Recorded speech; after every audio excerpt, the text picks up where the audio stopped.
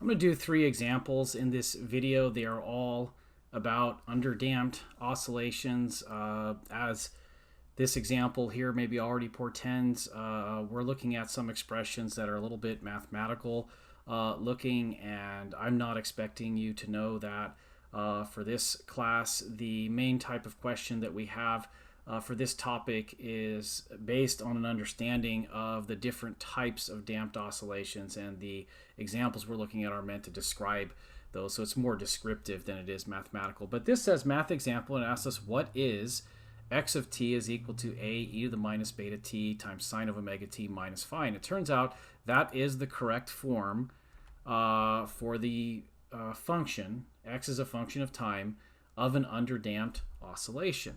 Now, where does that come from? Here in an informational example, it comes from a model of a spring with the addition of a damping force, and that damping force expression you see there is minus b times velocity v, where b is the damping coefficient. So in that sense, like if you have an object, say on a spring, and we've looked at objects oscillating on a spring,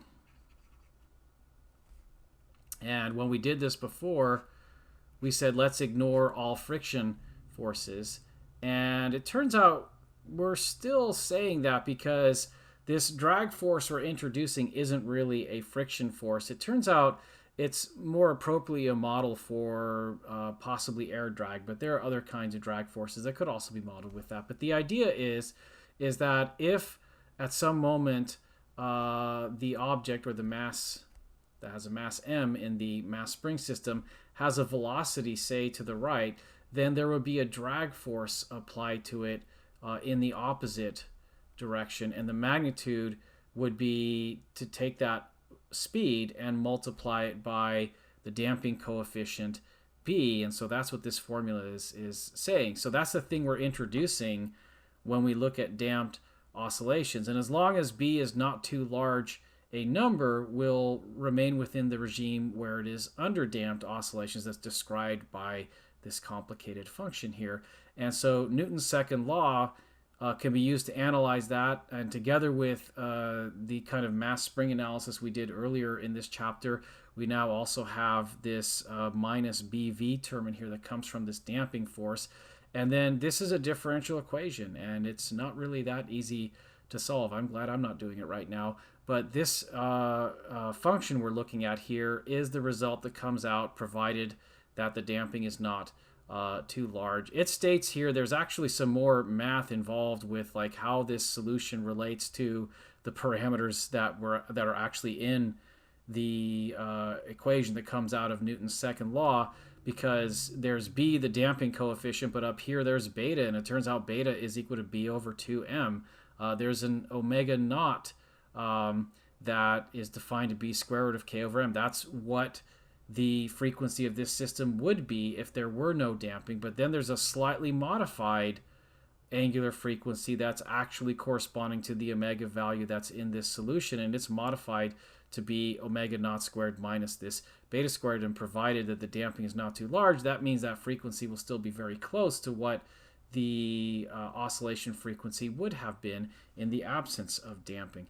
Now let's look at the next example here. It says, what does a plot of an underdamped oscillation look like with initial speed equal to 0? And I'm just going to show the answer for that.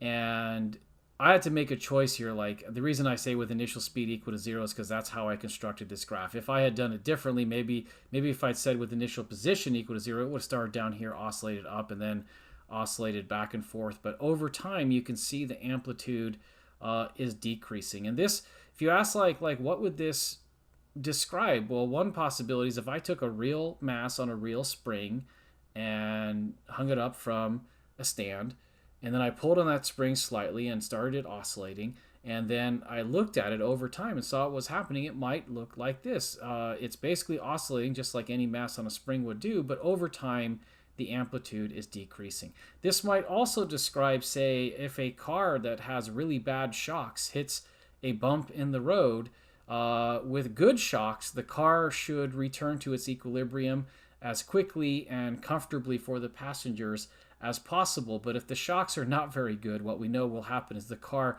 will hit the bump and then wound up bouncing for a while before it eventually stops. Of course, if it doesn't like in this graph, I think it's definitely time for some new shocks.